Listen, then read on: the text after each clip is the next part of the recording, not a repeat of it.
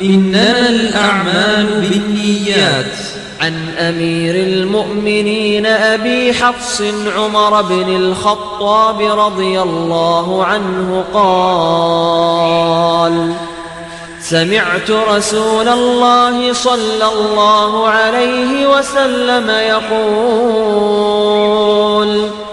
إنما الأعمال بالنيات وإنما لكل امرئ ما نوى، فمن كانت هجرته إلى الله ورسوله فهجرته إلى الله ورسوله، ومن كانت هجرته لدنيا يصيبها أو امرأة ينكحها فهجرته إلى ما هاجر إليه.